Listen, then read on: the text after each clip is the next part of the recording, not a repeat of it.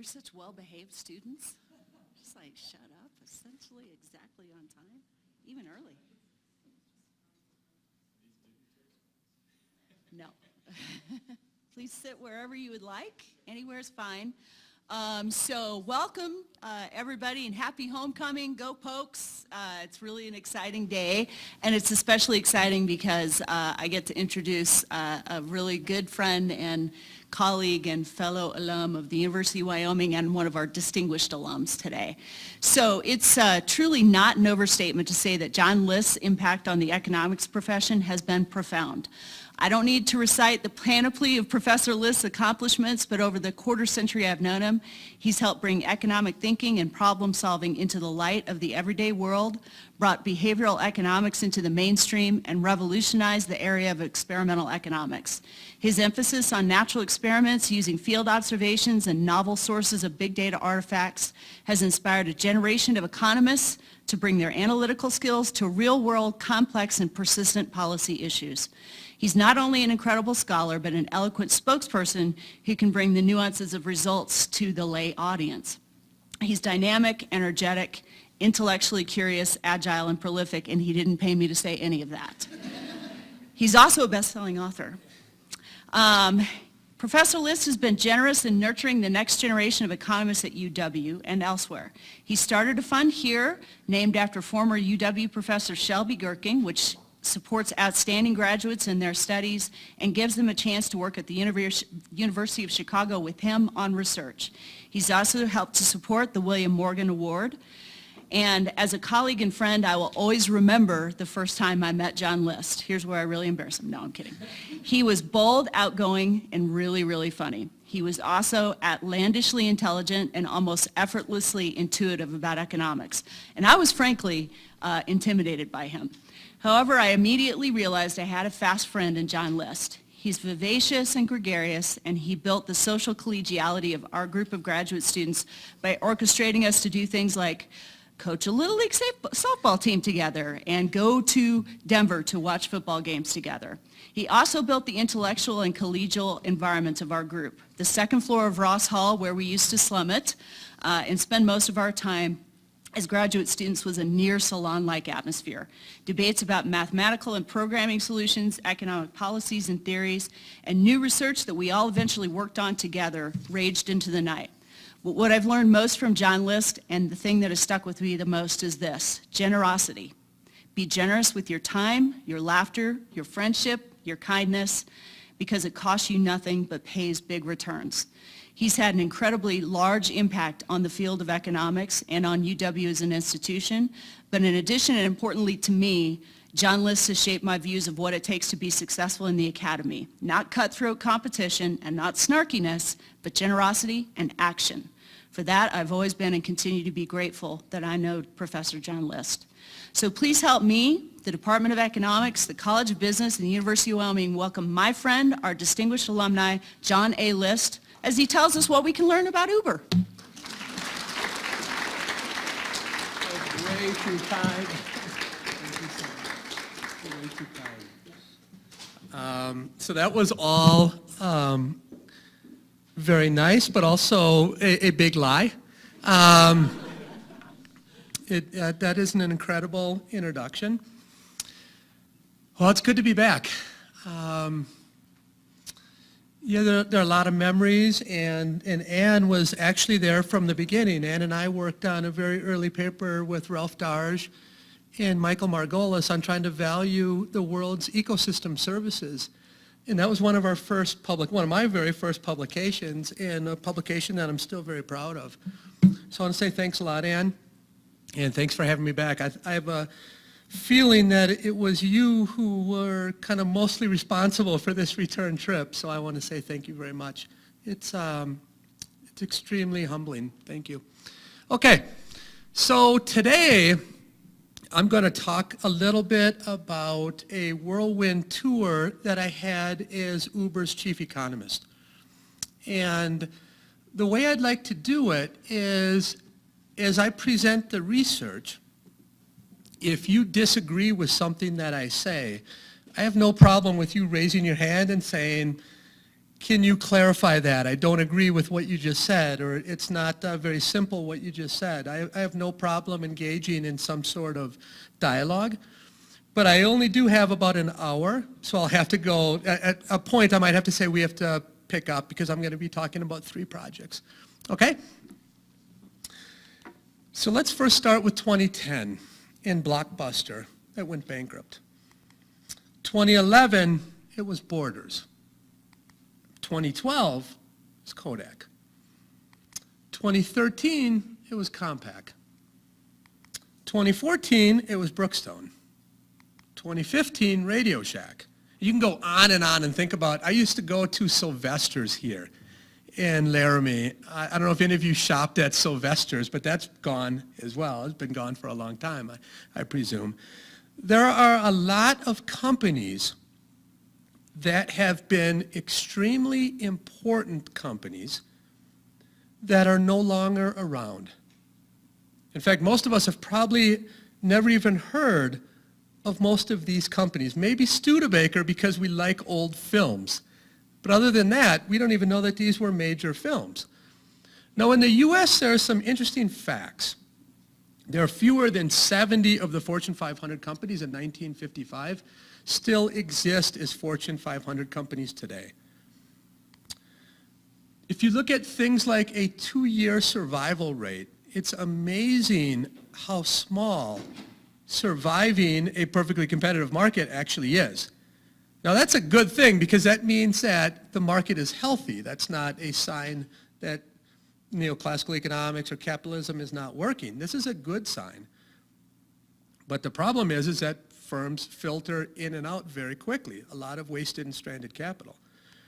Now, you can say, why does this happen? And I think it happens for one general reason. Firms have a really hard time adapting to change.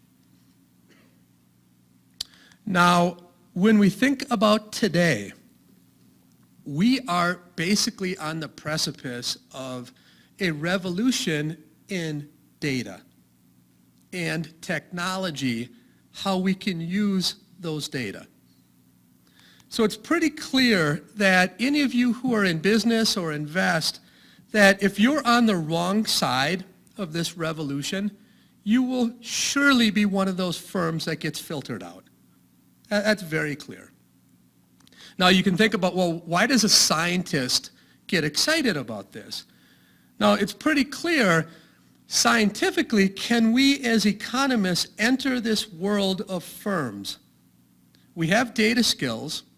We understand how to use the economic model to help learn about data and learn about the real world, learn about behavioral change. Are we leveraging our insights in an effective way within firms? And that's really what I want to talk about today. So about, would be maybe 4 years ago, I became the chief economist at Uber. And I was there for close to 2 years. I quit May 15th. And 3 days later, I became the chief economist at Lyft. And so California laws are great in that way, that they have non-compete that doesn't really exist. So you can literally go, you just can't take your intellectual capital to the new firm. I don't know what that means. It's hard to leave your brain at Uber. But we don't need to go into why I quit Uber, especially when the camera's rolling. But we can talk about that in the reception. I ended up going to greener pastures. I know Uber and Lyft are both here in Laramie. But the way that I thought about it is, this will give me an opportunity to take a look under the hood and use behavioral economics and field experiments to try to learn about the world. And I thought this could be a win-win because when we think about what firms need, typically firms, so Amazon.com came to me in 2010 and asked me to be their chief economist. And Jeff Bezos said, we want you to come immediately, but you can never publish any of your work. And that was a non-starter to me.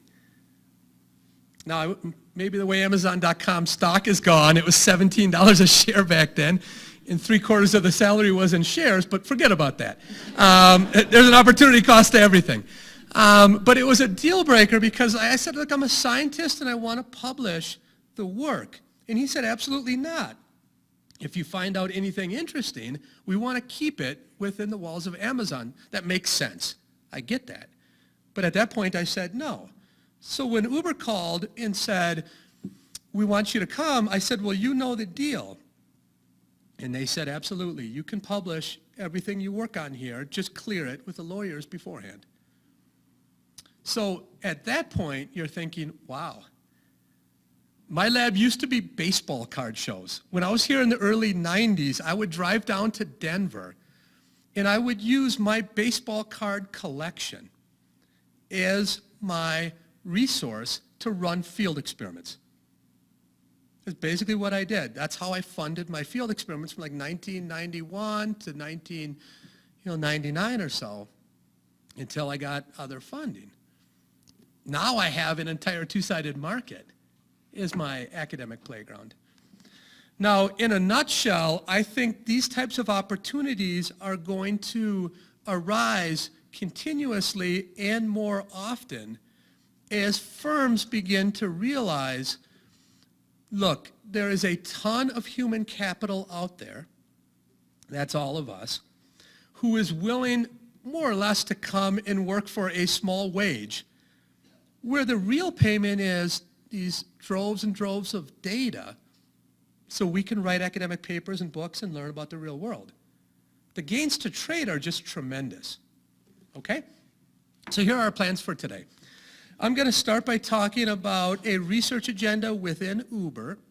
And if you have me back in a few years, we could do this for Lyft, because we're doing a bunch of projects now with Lyft. And I'm going to start with the economics of apologies. From there, I'm going to go to the gender pay gap. And from there, I'm going to go to a nationwide field experiment on tipping. Now, this is also sort of a tour of Freakonomics podcasts. I don't know if any of you listen. Some people are saying, yeah. So Freakonomics has this great podcast series. And if you want to get the lowdown on all of these, there was one on apologies. It would have been probably a year ago. There was one on the gender pay gap maybe a year ago.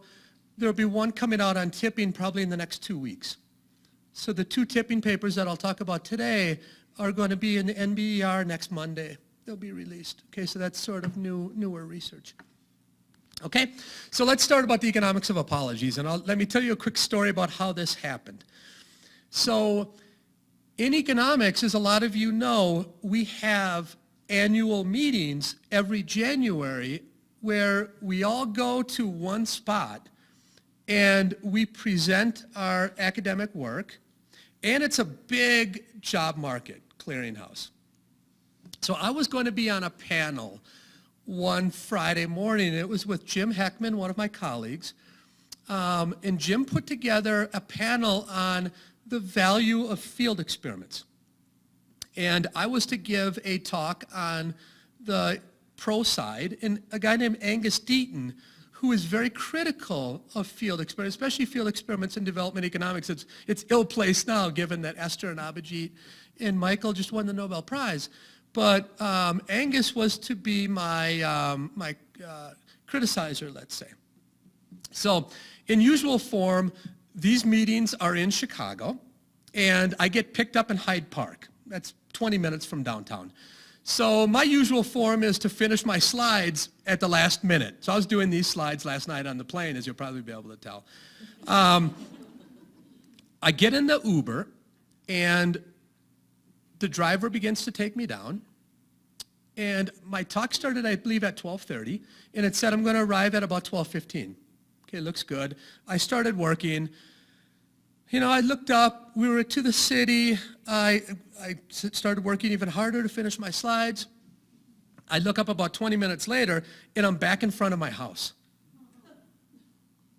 And I look at the driver, I say, oh my God, what did you just do? And she said, the app blinked, and I didn't want to bother you because you were working so hard, and it said to take you back to your house. I said, no! Turn around and get me back to my talk. There's like a group of 1,000 people with these big halls because Jim had won the Nobel Prize. Angus was on the short list to win the Nobel Prize. A big debate. I'm missing my big debate, my big 10 minutes of fame.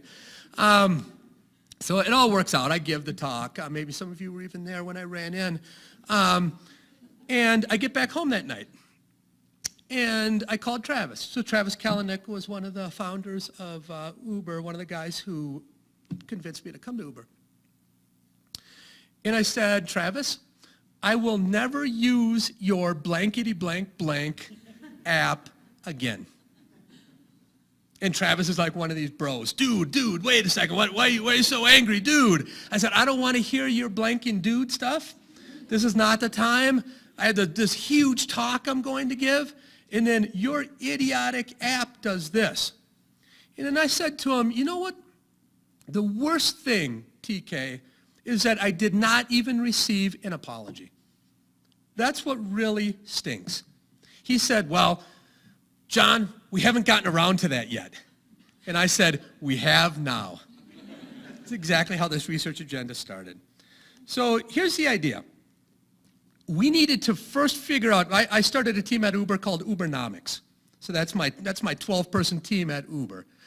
And first of all, we need to figure out, are these types of trips costly for Uber? Now, I love to do field experiments, but this was not a time in which Uber would allow me to do a field experiment. Right, randomized bad trips across some people and good trips across another. That would never happen. Right, so what they said was, take a look at the data and we will go with your plan as long as you find out that it's costly for us. So here's what I did. I ended up pairing people. In this example, the names are changed, but it's similar. Sally and Jane are two customers. You can see their trips last month were 3, origin South Chicago. Sally was picked up at 1:15 on Wednesday afternoon, Jane at 1:25. So what we're trying to do is we're trying to create an experiment. Even though we're not randomizing ourselves, we're trying to get quasi-randomization or experimentation here. So what happened in this particular trip is that Sally arrives 5 minutes before. You can see her route here. And Jane arrives 20 minutes after. Her driver went that route. So 2 very different outcomes. And then what we can do is we can look at what was their purchase profile like after the bad trip. And as you can see here, Sally took 5 Uber rides, spent $115. Jane said, I'm out. Now, we can do that over thousands and thousands of pairs of Sally and Janes. And as long as these types of trips are randomly distributed, we're okay. But that's the major assumption in this data set, okay? So the frontline estimate is that it is amazing how much Uber is losing in revenues because of bad trips. These are just across 4 cities here, but as you can see, it's roughly between 5 to 10% in future revenues. Like in Boston, it was something like 10 to 12 million every 90 days, just in bad trips, okay? So now I've shown that bad trips are costly for Uber. Now the idea is, can we use behavioral economics and a field experiment to try to undo some of those bad effects, okay? So we begin with a theory. There is some work on the economics of apologies, but it's sort of loose theory. It's sort of this very general theory that doesn't have a lot of stark predictions. One prediction that comes from it, and this I can learn this in my own relationships, is that an apology is only effective if it's costly. Otherwise, in the models of economics, it's just cheap talk. That's sort of what an economics model will deliver with you. Now, another thing that comes out is that if you have multiple bad incidents, in many cases, it's better never to apologize at all than to apologize multiple times. Okay? And I've learned that through my my own life as well with my ex-wife and now my new wife. But that's a different story after all the nonsense that I do daily. Okay, so now what we're going to do is we're going to look deeper into some of these mechanisms, and there happens to be in the literature different kinds of apologies. There's something called a direct or basic apology. I'm sorry, here are some flowers. That's one kind of apology. Another one is status in the literature. Now, we're not inventing these. We're just taking them from the literature. Status, I'm sorry, I'm an idiot. And that's leveraging a reputation type model. Now, the third one is commitment apology. I'm sorry, I will never do it again. And this is trying to generate some repeated game notion within the element of apologies. So what we're going to do is we're simply going to operationalize those basic apologies, and we're going to pair it with money. Okay, and here's how. So in the control, that's business as usual. No email, no promo. Alongside that, there will be no apology, but a well-timed $5 promo. Okay, so within an hour of the bad trip, we will give them a $5 promo. Now, we can compare that to just a randomly given $5 promo. That can be a counterfactual for that. With the basic, you have the basic with no promo. You have the basic apology with a promo. With the status, again, status with no promo, status with promo. And I'll show you what the emails look like in a moment. In the commitment, you have commitment without a promo and commitment with a promo. This is basically our design. Okay, so we have 8 treatment cells.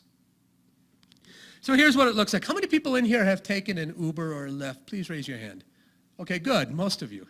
So I want to thank you for being my experimental participants. You've helped me learn about the real world without even knowing it. That's called a natural field experiment. Okay, so you all probably have seen this before then. That's really what one of the apologies looks like. Every minute matters.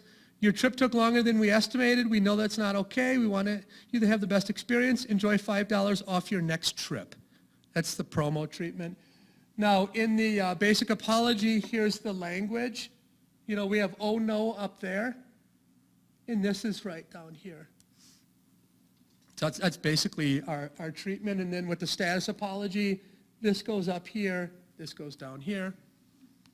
And with the commitment apology, that goes up there, this goes here. And then we're just randomly giving these across people within an hour of a bad trip.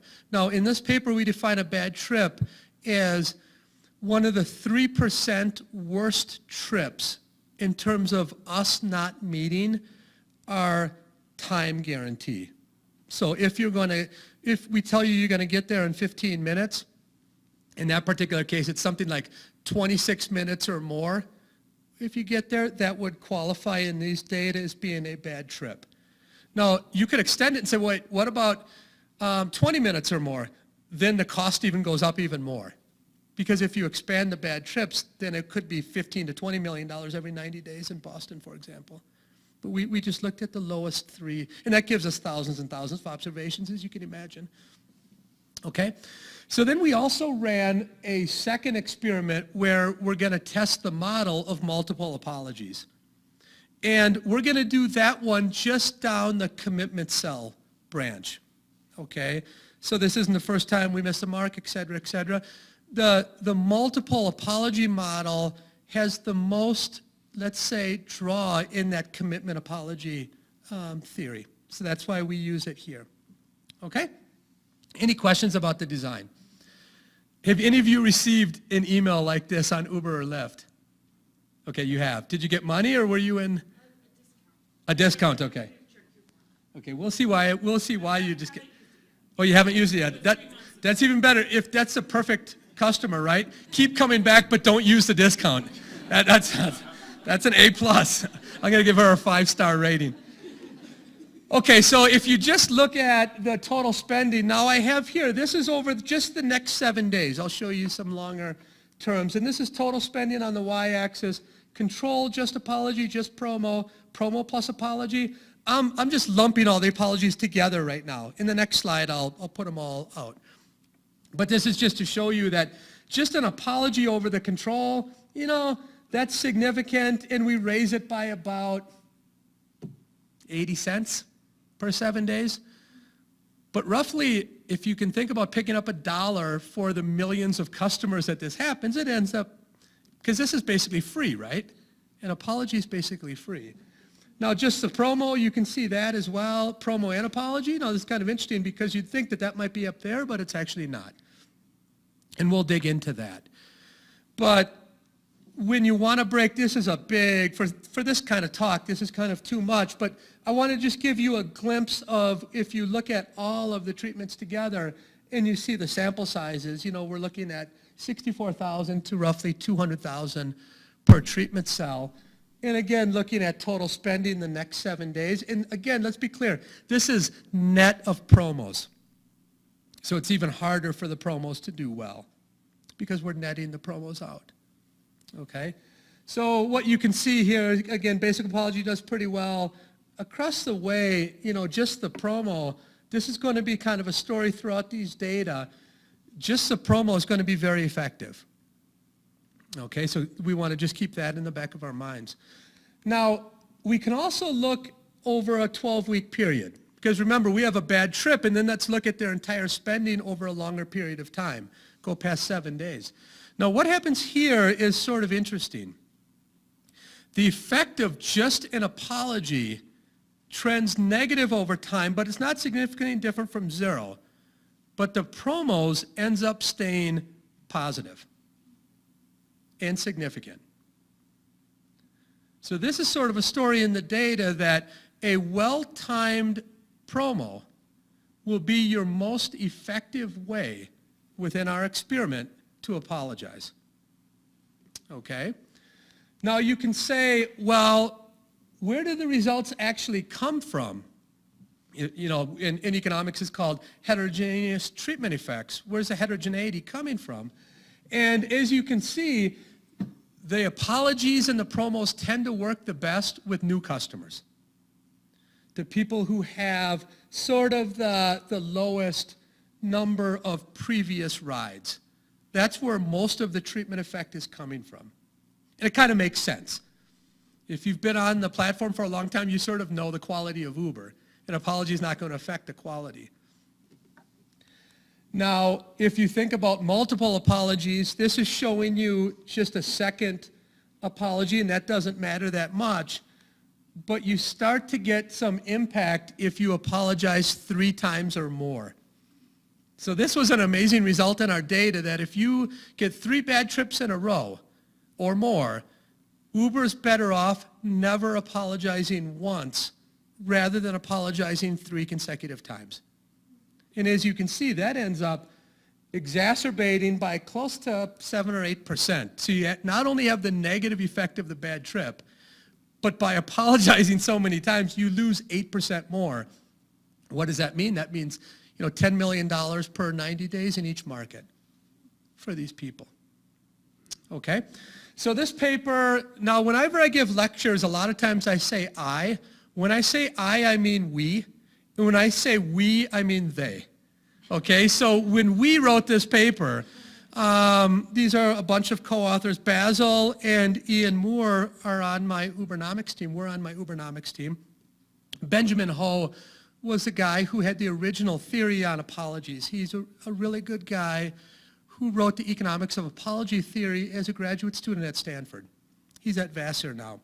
Okay, so kind of what you take away is that across certain customer types, $5 promos can work. Apologies can also work a bit. Several weeks later, apologies alone or by themselves don't work very well. The promo continues to work.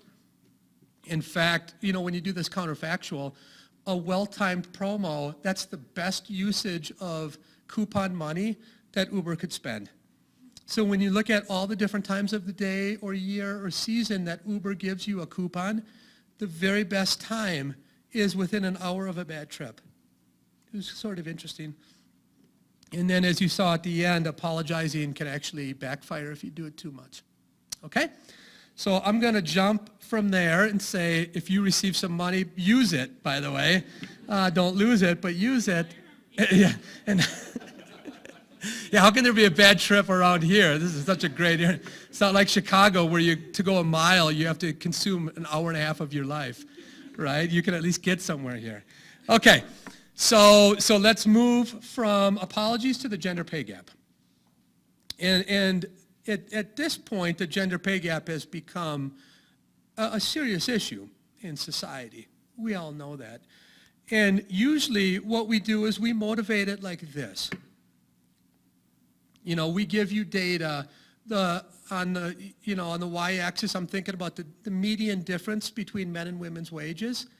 And on the x-axis, I just have a bunch of OECD countries. And what you find is that some countries like Korea, there's nearly a 40% difference in median wage. This is just looking at the raw data, not adjusting for anything. So I started working on this, maybe 12 or 15 years ago.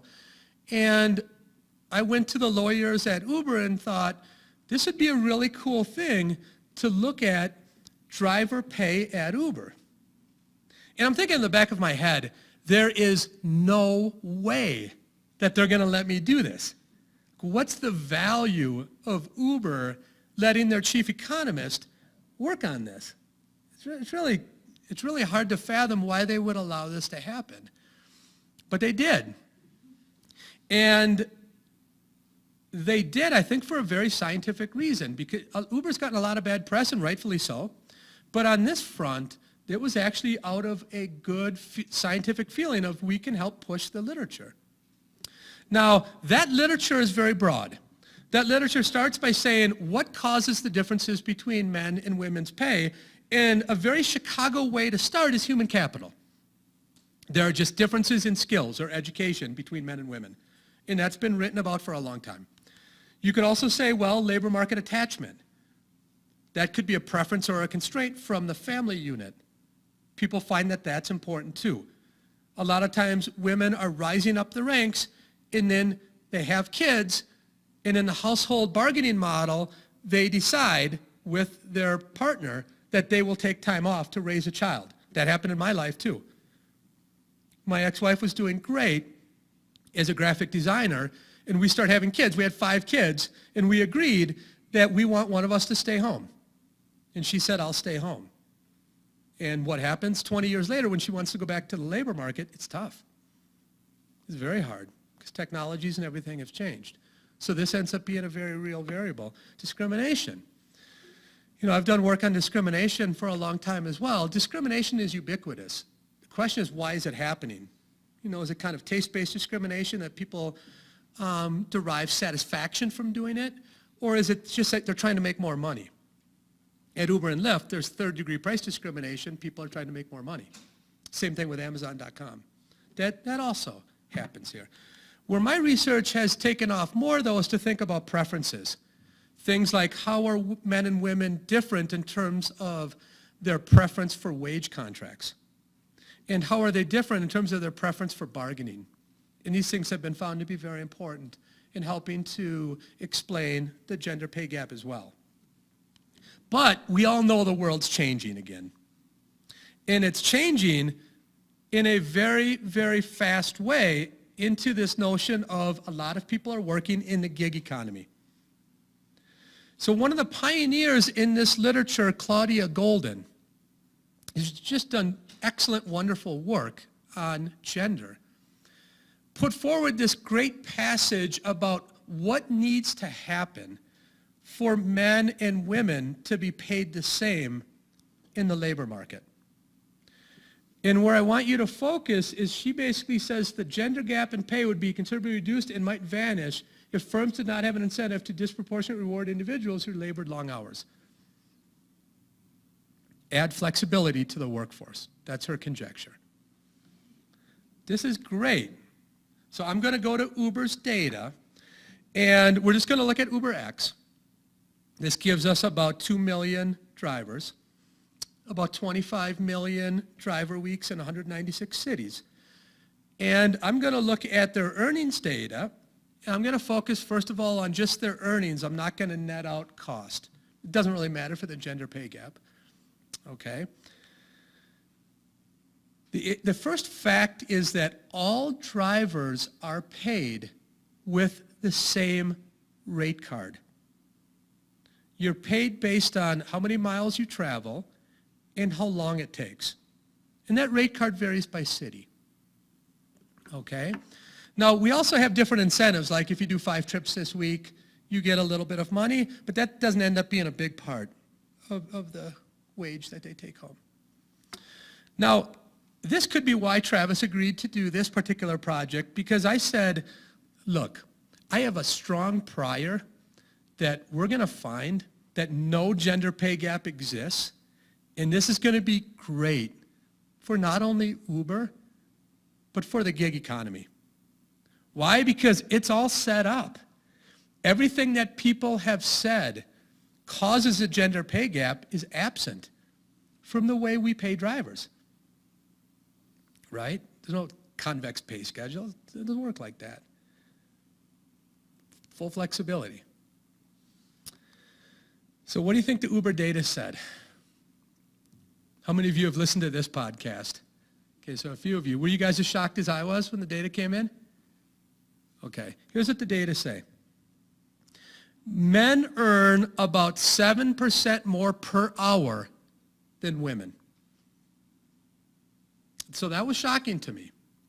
And then you look over time, and what I have here is hourly earnings on the y-axis, and I have time from February 2015 to February 2017, over 2 years of data. The blue line is male data, the red line is female in every time period. This is true. It's like clockwork. There's a law of demand curves slope downwards. There's a law of gender pay gap. On Uber, it's 7% nearly every period. Now, you can look across cities. This gives you a glimpse across some of our major cities. This covers like 85%, 90% of Uber's market in the US. In San Francisco, it's about a 12% pay gap. All the way down to Seattle, it's about 2%. We'll talk a little bit about the spatial heterogeneity here at the end. But it happens in every city. Okay, so then you ask yourself, well, why? Remember, I've been an advocate that field experiments and data should not only measure something, but you should be able to determine the whys behind why it's occurring. Why? Because then we can advocate solutions. We have optimal solutions. Now, my first instinct was, this thing's a little bit slow. Boom. My first instinct was it has to be discrimination. I had a very strong prior that this must be either customer side discrimination or dispatch discrimination. So customer side would be women just get canceled more than men do. Dispatch, there was something inherent in the dispatch that favored men, gave them better trips, or what have you. It's actually neither. The gender neutral or blind dispatch that Uber promises does really happen. And we could not detect any customer side discrimination across men and women. Go ahead. Okay. Tips were not on the platform yet here. That was my next mountain to climb, so that will be the next thing on tips. A prelude is that, we'll get to that on tips, but tips will be coming next. That'll be my next thing that I talk about here. But this does not include tips because over this time period, tips were not on the Uber app. They were on the Lyft app, but not on the Uber app. Okay. So then now you can ask yourself, well, what can actually explain the gender pay disparity on Uber? And it so happens that our data are rich enough that I can do something that I think is unique. I can unpack the entire difference and explain the entire difference with our data. I think that's what's unique about these data. Now, let's just start with a few facts. On the y-axis here, I have hourly earnings, and on the x-axis, I have rolling trips. Experience on the platform matters a lot. So you start out, you make about $12 or $13 per hour. You go up, and as you can see, it's concave, and it peaks at around $25 or so per hour. That's just fact number one. Experience matters a lot. Fact number two is that men are typically on our platform longer than women. So over here you can see this is tenure in weeks. The fraction of men here is about 3%, women's down here. And as you can see, women are a lot more of the people who are just starting. So women have less experience on the app. Experience matters. And even when they're on the same number of weeks, men work more hours per week than women. That's another fact. Okay, so this just gives you that male and female across every tenure bin, their lifetime trips completed. Okay, so from that, a first result comes that we can explain half of that gender pay gap based on driver experience. And it's essentially two things. It's the wheres and wins, and it's strategy. The strategy is sort of interesting. Women accept nearly all trips. But the way Uber works is you only get paid when there's someone in your back seat. So you don't want to take trips where you have to drive 20 minutes to pick someone up for a 5-minute trip. That's a loss for sure. Men strategically accept trips. Women tend to accept all trips, but that does change a little bit with experience. People do learn that over time. Now the wheres and wins, in Chicago, morning rush hour, you can make $35 to $40 per hour. A lot of women have that time blocked out because they're taking Johnny to school during rush hour on Monday morning. That's what I would call a constraint. A lot of women don't feel safe driving during bar time. That's a societal constraint. That's a very lucrative time to drive. But it's a very unsafe time to drive for some of our female drivers as well. Question, comment, or concern? Is there any penalty to drivers for rejecting? So Uber and Lyft pretend that there is, but there's not. Most markets are on the short side supply, so they tend to take what they can. It's starting to change now. With AB 5 in California, there's new regulation. And with New York, we've now spent a lot more time on the funnel. That's a different research project, but how to think about optimizing the funnel of drivers.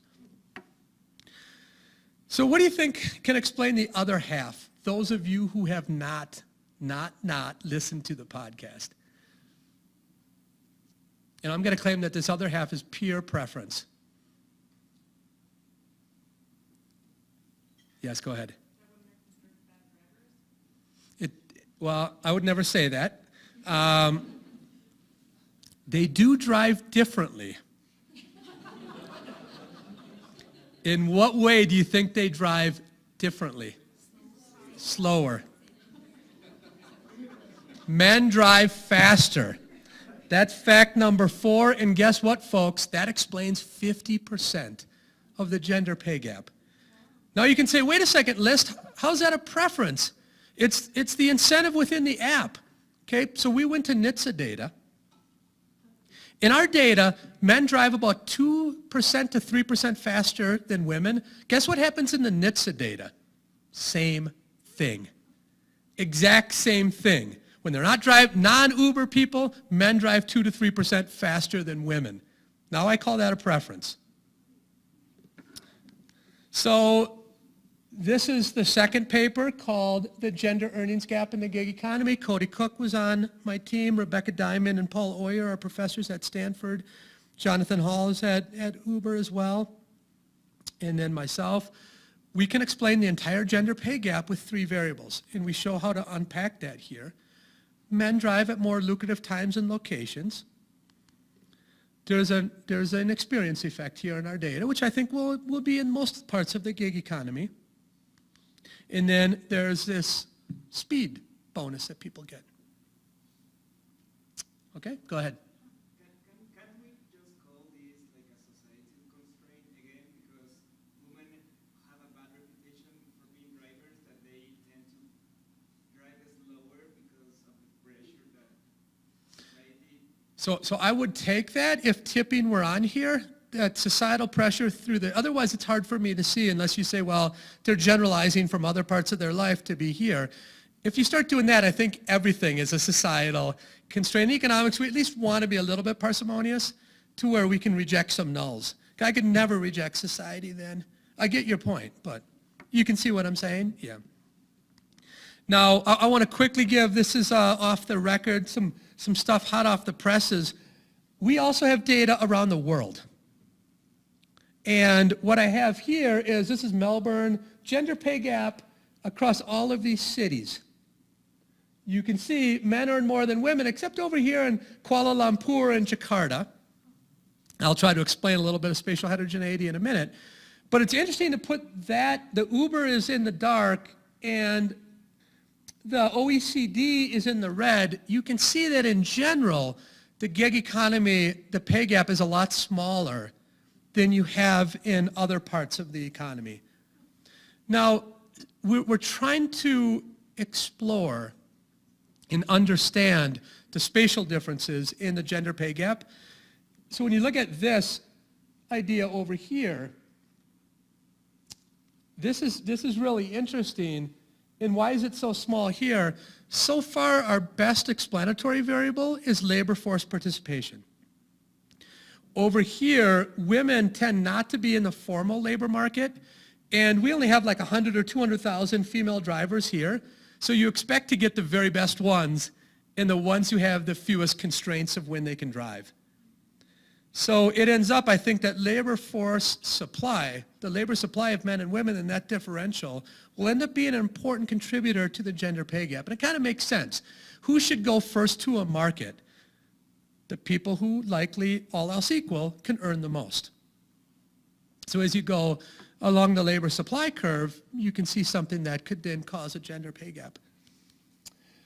Okay, so my last example, and this is the question about tipping, is the economics of tipping. Now, this started in a very interesting way. I got a band of brothers, let's say, at Uber, and for a year, we basically tortured Travis Kalanick to say we need tipping on the app. And I showed why customers would like it. The reason why I was starting to get nervous about the Uber app is that I started driving in vehicles where the driver would have a bucket. And he would say, tips would be appreciated. The great thing about Uber and Lyft is that you don't have the social pressure of tipping. But now if drivers are doing it themselves, that can be a real problem on the customer side.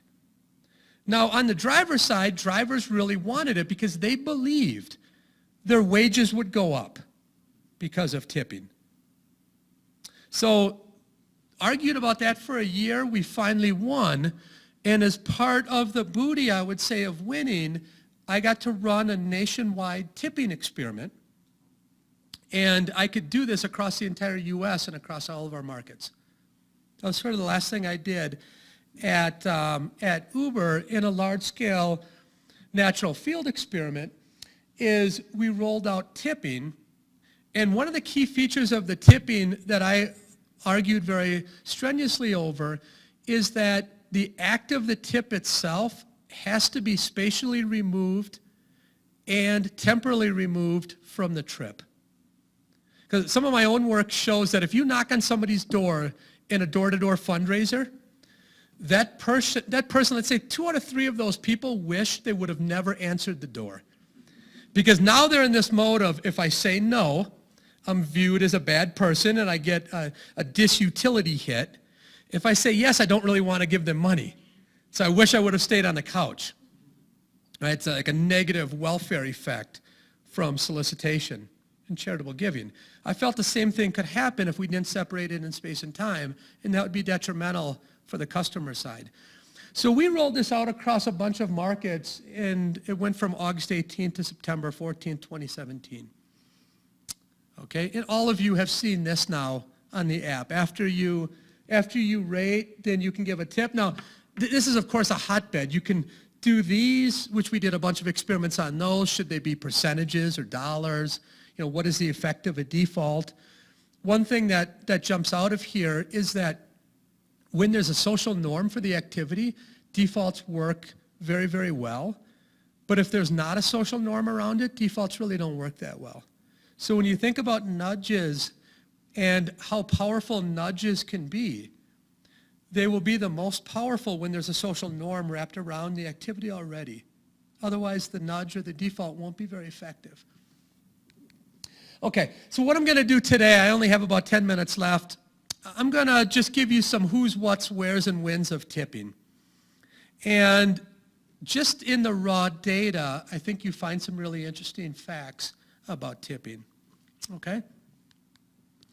Now, a first fact is that if you just look at all these riders, we have about 12,000 riders, 12 million riders over this time period. You have this thing that, 70% of people never tip once. Only 12% always tip. If you look at the economics literature, which I work in on social preferences, we try to measure social preferences with dictator games and ultimatum games or in gift exchange, they would give you a lot different predictions from these data. So either maybe my pool is different from society, or maybe the pool of undergraduate students at universities in that context is different. I'll let you make that determination. So now what I'm going to do is I'm going to back off and say, let's just look at those people who take 10 or more trips, because it could have just been a mistake. You only take 1 or 2 trips. And what you have there is a really interesting kind of trend. These are the never tippers, and this is number of trips during the period. So it kind of settles at about 60%. So people who take a bunch of trips, 3 out of 5 of them never tip. Okay, so people who think about always tipping when they take a bunch of trips, only 1% of those people always tip. Wow. Now, I'm sure all of you are in that 1%, right? I always tip. 1% of people. Now, it's the sometimes that we can start to unwrap, why does that happen? What is it about the trip or the person that causes people to tip? But one fact that jumps out of these data is if you want to explain the tipping patterns, it's better to understand the demand side than the supply side. Okay, so let me unpack that a bit. If I know the customer rating, the star rating that the customer has, for example, that goes a long way in predicting whether they're going to tip or not. That's 3 times more important than the driver rating. It's 5 times more important than fast stops and accelerations on the trip. So it's actually really interesting that the demand side explains this social preference when our intuition is, well, it's quality of service. It's not in our data. It's more the demand side that can explain it. Okay, so this is what I just said about the kind of 3 lines, always tippers. I think this is kind of a stark fact. So now let me unpack some of the heterogeneity that I just talked about. A first result in our data is that men tip a lot more than women. And this should be coming up. It's a little bit slow. Probably my computer. Do. Should come up.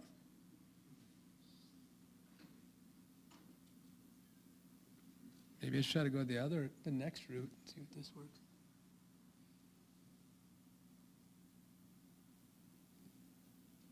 That's going to be something next, but I don't want to give you that just yet. Anyway, I have a really cool table that I can see, and unfortunately you can't, that is not coming up here.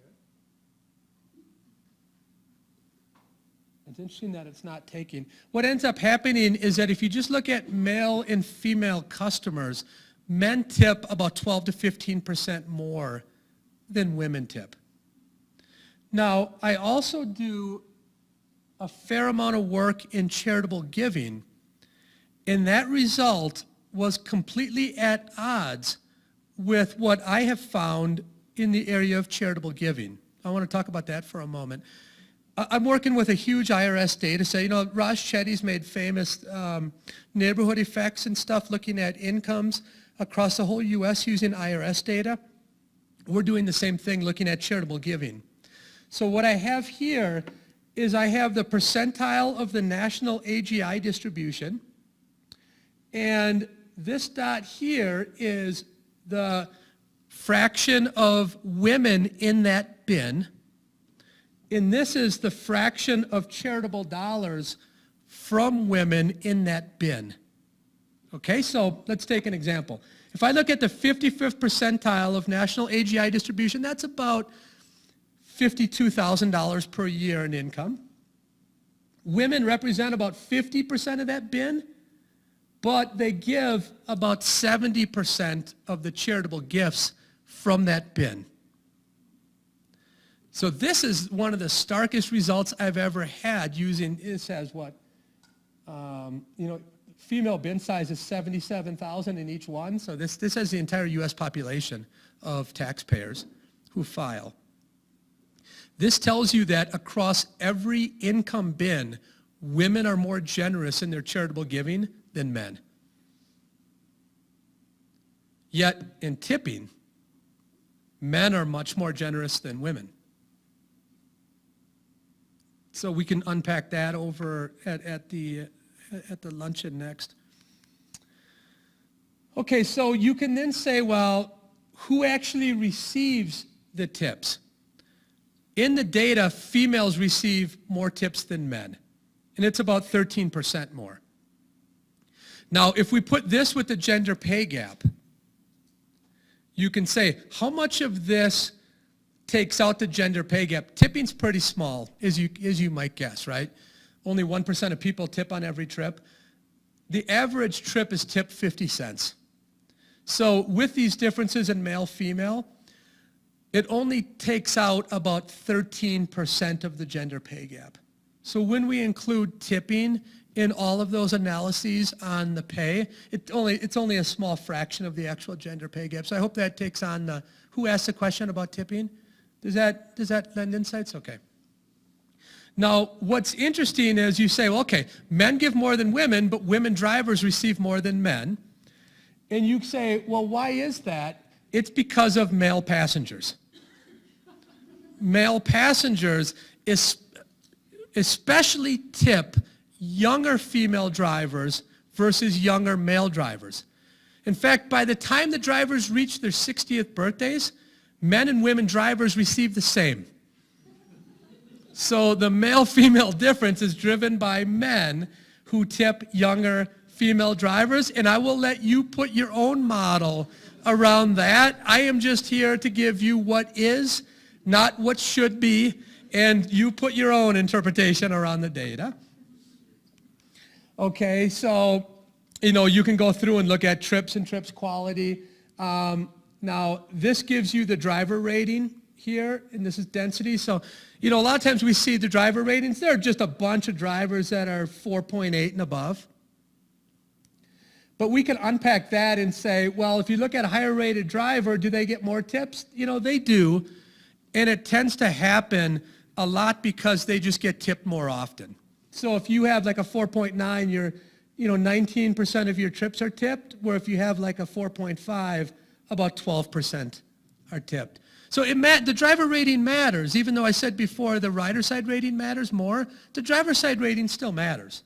So the quality still does matter. And it also matters how much you actually tip. So this is conditional on tipping. If you have a high star rating, you actually also receive more in tips. Okay? So then what we can do, of course, is we have all of the readings on the drivers through their GPS.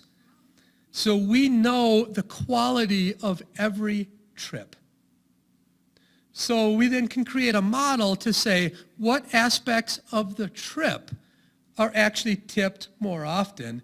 And it's sort of intuitive. All of these things, if you have these things, it's actually worse for tipping. And these are all significant at conventional levels. Okay, so these things do matter. Okay, so now let's go back and remember that we have also a nationwide experiment where we rolled out tipping across markets. So I can do an approach that says, do the market aggregates also change? Okay, so remember, drivers said, well, our pay will go up. What does economics predict?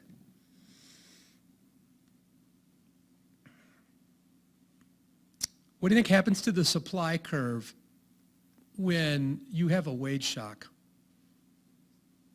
What will the supply curve do? Shift out. Ooh, Houston, we could have problems. Demand curve could also shift. Maybe the demand curve could shift out if customers liked it. Maybe it could shift in if customers don't like it. What we find is that driver earnings are flat. And the reason why is an Econ 101 story. The supply curve did shift out. And it shifts out very, very rapidly, within a few weeks. So now what happens is, essentially they're making the exact same per hour. You can ask, well, wait a second, how does that work? They make the exact same per hour because their utilization rate has gone down. The utilization rate is how long, every hour that your app is turned on, how many of those minutes do you have a customer in your back seat? That's utilization. That goes down. So with tipping, drivers drive around a lot more empty, not being paid, than without tipping. So you can spin stories about how tipping has made congestion worse. It has. Check. More drivers driving around. Okay. Now what's interesting is that the distribution of driver pay has changed a little bit. And I did make this prediction, and I said, look, TK, this is a great way to reward our really good drivers. That has happened. There has been a shift. Now, what I also thought would happen that didn't is I thought that drivers would start to locate more in spots that gave a lot of tips. So in my world, it was, I'm a little bit nervous here because the good drivers are going to go to the, quote, good areas, and we know typically what that means around big cities. And then the lesser areas like Hyde Park in Chicago will have the worst drivers. But pay will be the same because the wages will go up in the lesser areas. Why? Because supply will be lower, but the customers will get a lower quality of service. So this sort of this spatial discrimination type story. That hasn't happened. Now, maybe it hasn't happened because we haven't waited long enough, or it hasn't happened because tipping isn't a big enough portion of their wages. I'm not sure. Okay, now, we also can look at trip quality. A lot of times in the literature, people say, add tipping, you're going to get higher quality. You don't. And why? Because we have signatures of every trip. So we can look at across cities and within a city when you have tipping and you don't. It just doesn't change. Okay, so I want to close here, and I hope I've made a good case for all of you that I think this is one of the very important futures of field experiments in economics and in economics more generally. You have a bunch of firms who until 2010, Amazon.com did not have one economist. Now they end up having hundreds and hundreds of economists. I was more or less the third economist at Uber. I was the first economist at Lyft. Facebook has basically no economists at the very top. Sheryl Sandberg is trying to do stuff as a COO, but economists really haven't made a deep impact there. And you go across all the firms, it just hasn't happened yet. I think this is a unique opportunity in time for economists to step in and fill that void. Now, scientifically, it is so clear that once you can unpack the black box of the firm, wow, and now we're in business. We started an initiative at the University of Chicago called the Science of Diversity and Inclusion. And a bunch of firms have jumped on that as a way to think about we need to add science behind why is diversity important. You know, the standard argument is, well, people should have social preferences. They should just want equity. I like that world, but that world kind of dissipates when the stakes get turned up because people do have a demand curve for social preferences, and if it's too costly, diversity and inclusion gets left on the sidelines. So we have to scientifically show the power and how important diversity and inclusion is on the efficiency side, either through the supply side or the demand side of the market for firms. We've sort of done this. About a week ago, we distributed a paper called toward an understanding of corporate social responsibility. And that's creating a firm where we show the value on the supply side of why a firm should have a CSR program. And the reason why is because they attract workers with higher human capital who demand less in wages. I think the same thing can happen for diversity and inclusion. Okay, so I'm going to end here and take any questions you have. I want to thank you very much for your attention, and I'll take any questions at this point.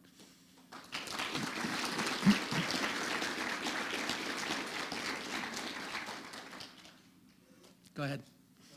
In the case of tipping, were you able to infer anything about the demand curve? You said This will be in this paper that will come out on Monday. It's a paper with Jeff Woldridge, Basil, Ian, Ali Hortushu. Jeff is at Michigan State. Ali's at University of Chicago. It's a methodological paper that looks at clustered panel data, field experimental design, so it will come in that. But underneath that, our example is to look at the market-wide aggregates. What you find is that the demand curve shifts in slightly, but not significantly so. But that helps a little bit in lowering wages as well, but most of the action is on the supply side there. But that's a good question. You'll see that in the data. We end up not having a ton of power in that, and you'll see why that's why we made it a methods paper. Go ahead. Yeah, go ahead. on the first of the three, The apologies? yes, no. I'm sorry for not being memorable with my, okay, so if I apologize too much, it will backfire, so don't keep saying I didn't do something. The third about wages per hour going, Yeah, the experience effect on Uber. do you have that for men and women broken out? Is there a difference? Yeah, it looks exactly the same. And it's just that women tend, so we have that for a fixed cohort, and we have it for the one I showed you did not have a fixed cohort. But what happens is the trajectory looks the same. It looks like the learning rate is similar. Women drop out within the first 5 trips much, much more often than men. And I think I understood the root cause. So what I did at Uber and what we're doing at Lyft now is we're doing preferential dispatch for drivers who are early on in their experience. And so far the results have been really good. Men tend to stick with it, so the preferential dispatch won't help that much with men, but women tend not to, and that's been where our big result has been so far in preferential dispatch. But the trajectory of the learning function looks the same. Yeah. Yes, go ahead. I know that there's quite a bit of drivers who, and this probably relates to the experience, but they buy water and they, try to make the experience better. Is there any way that Uber or Lyft can track those things Yeah. to determine that experience and the effect on keeping wages? Yeah. So in the data, which is this large panel data set, so we have drivers, each driver might have 70 trips a week. One thing that comes out of that analysis is what's called a driver fixed effect. And it's something that is real, but we can't observe it. We're starting to dig into why do some drivers have the effect that's larger than other drivers. And we have this textual analysis that we're doing, which sometimes people go into the app, they rate, and then they type out a sentence on the driver, like, great music choice. Really appreciated you turned down the music when I got on the phone. Really appreciated that you left me alone when you can see I didn't really want to talk. Because for me, getting in the back of a car, it's like I almost half the time fake being on the phone because I just don't want to hear how bad rideshare is and how bad their wages are. I like to hear it sometimes, but sometimes you just have this feel, I just don't want to talk, right? So I pretend that I'm on a text or something, and some drivers don't appreciate that. as much as other drivers. Sometimes they say, love the water, or love that I could plug my phone in. So we're doing textual analysis now to try to explain the fixed effect. In theory, we can probably explain part of it. There will always be this unobservable component that will be an important part that right now we just don't have the data on. Because the star ratings are sort of informative, the tips are sort of informative, but they're more or less an incomplete picture or portrayal of what the experience was. So one thing I've started, is the camera off now or is it still going? Are you guys going to post this somewhere? Or how does this work? No, I know it's being recorded, but what are you going to do with it? Oh, it's live streaming too, okay. So there's a program that I'm doing that's called, let's call it externalities. The tip and the stars give us a good indication of the trip quality, but that's not really what is entirely important. What's more important is that after you were in my car, are you more or less likely to ride again with Lyft? That's a positive externality that a driver can have on the ecosystem. And it's not rewarded because we don't have a good way of rewarding how when you touch a person, do they come back? The apologies one was a negative touch, right? But there are positive externalities on the system too. So I'm in a huge data gathering right now where the time is coming where rideshare is going to be regulated. Drivers will have to be culled in some markets. The system will have to give ride. In California, you can see it coming. Some rides are going to have to be apportioned to drivers because drivers are going to have a minimum pay. And if you have a minimum pay, we have to make sure that you have enough people to take around. So we can't have too many people on the platform. That's the worst part of these regulations, is that we might lose a worker flexibility, which is an extremely important part of the gig economy, but we're being pushed.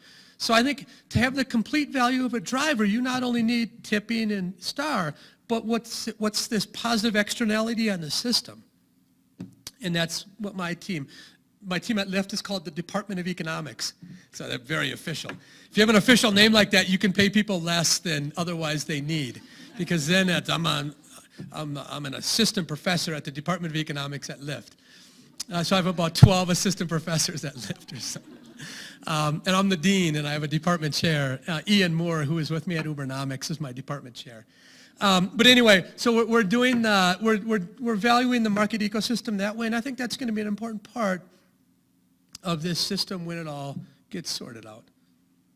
Yeah. Yes, go ahead. In the apologies research, can you differentiate between when the trips were because of the app? Yeah, great question. You can say, look, John, your results would be a lot stronger if you could parse whether it was the driver's fault, whether it was the app's fault, whether it was, oh my goodness, there's an accident that just happened up ahead. I'm not going to penalize Uber for that because everyone got in that accident. Those data do not do that. So I think this is a minimum bound estimate. Now, we started down that path. It got really hard. Now, what we're starting to unpack a little bit at Lyft is I think that one of the reasons why the apologies might be viewed more passively than they otherwise should, because a straight-out apology, let's face it, it worked a little bit, but it didn't work a ton. I think it was because it was coming from Uber. And if it would have been coming from the driver with a signature that I'm really sorry, I should have gone the other way, I'm an idiot, I really hope you don't hold that against me or Lyft, I think that could be a lot more powerful. And then you have to get at the root cause because I want that there. That's what we're doing at Lyft right now. I think that gives apologies the best shot. I don't think, to be fair, I do not think we gave apologies its best shot. So Jay Sjogren and people here at Wyoming, in that way have a really cool apologies paper that in that sphere is much better than ours. I think we did not do a good job on that component. And we're trying to rectify that at Lyft right now. Yes, go ahead. You can think back to your days as a simple environmental economist. I have a question about, so I think my worst fear for my children is they grow up and I have to rely on big jobs. And one of the things, as the country mouse that goes to the city every now and then, I know this summer when I had my bad experience in Atlanta, I was appalled at all of the cars just circling blocks and burning up emissions to pick me up or whoever. And so there's all this environmental loss, I feel like, going on with this. I don't know how it compares to the traditional taxi industry or not, but is there some way that I just think, would there be a way to sort of tackle some Yeah. of those issues with the data? Absolutely. As well? And I won't get into No, absolutely. but, Yeah, great question, very appropriate. There's a co-author of mine, by the way. We wrote a paper titled something like Hypothetical Bias Around the World with Jason, right? I think that one of the most important societal questions that rideshare faces is how are we going to use this disruptive technology to not only make transportation around cities better for people. We have that, check.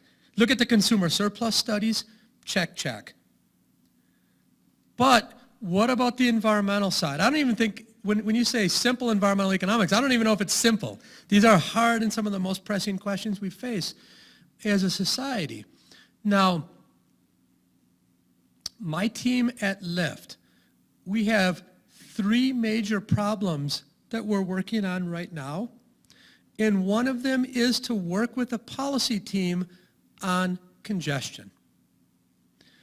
Now, if you did an honest assessment right now of around the major cities, the advent of rideshare versus a counterfactual without rideshare, that's a hard problem, but I do not think that rideshare has made congestion less. It'd be hard to show that. Now, the principles in rideshare, you have the potential to make it less. How? With pool. If you have 3 or 4 people in each unit of capital, that can work.